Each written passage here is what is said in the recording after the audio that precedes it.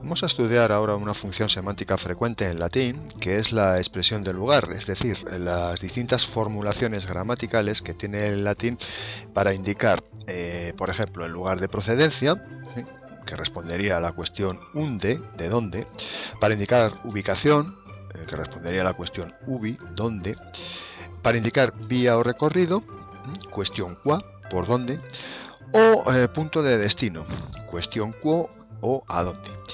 En el capítulo 3, el epígrafe 3 de la gramática didáctica, tienes una compilación de las principales funciones semánticas, algunas de las cuales ya hemos ido viendo en el estudio del sistema preposicional. Entonces, para indicar el lugar de procedencia y responder a la cuestión unde, por ejemplo, unde venis, de dónde vienes, en latín puede utilizar un adverbio de lugar, inde, de allí, un ablativo sin preposición, pero en este caso solo con nombres de ciudades y con la palabra domo, casa, y lógicamente las preposiciones de separación que ya hemos estudiado, ab, de y ex. Para indicar ubicación y responder a la cuestión ubi, ¿dónde? Por ejemplo, ubi gentium sumus, ¿en qué parte del mundo estamos? Igualmente, el latín puede usar un adverbio de lugar, ibi, allí, un ablativo sin preposición, Atenis, en Atenas, o una preposición de proximidad, in con ablativo o az, que ya conoces, incluso algunas otras, ¿no? Decimos in Hispania, en Hispania. Sin embargo, y como novedad significativa, cuando se trata de nombres de ciudades o del término casa, la lengua latina se sirve de un caso residual que se denomina locativo. Acuérdate, locus, lugar.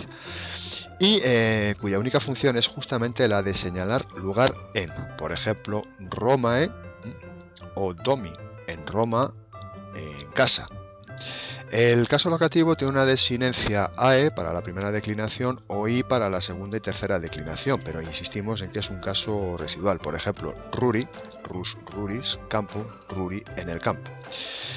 Fíjate en la expresión para decir en latín en la paz y en la guerra, donde verás usado este caso tanto en la primera como en la segunda declinaciones. Domi militiaeque, que literalmente significa en casa y en el ejército, es decir, en la paz y en la guerra. También para señalar el camino que se recorre, el hablante puede utilizar un adverbio pronominal. Ea, por allí. Qua via, ¿por qué camino? Ea, por allí. No debes de confundir este elemento adverbial con el pronombre cuando lo estudiemos, pero bueno, todavía no hemos llegado.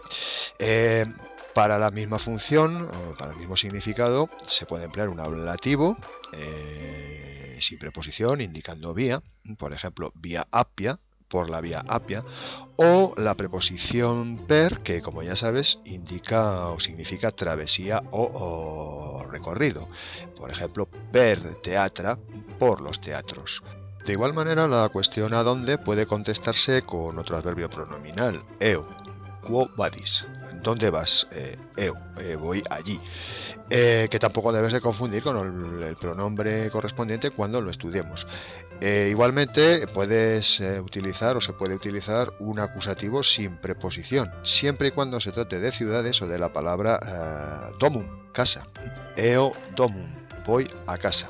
Tenemos aquí entonces un complemento directo que semánticamente indica lugar a. Hemos visto también para este uso las preposiciones de proximidad. In, en este caso, recuerda, con acusativo, az u otras.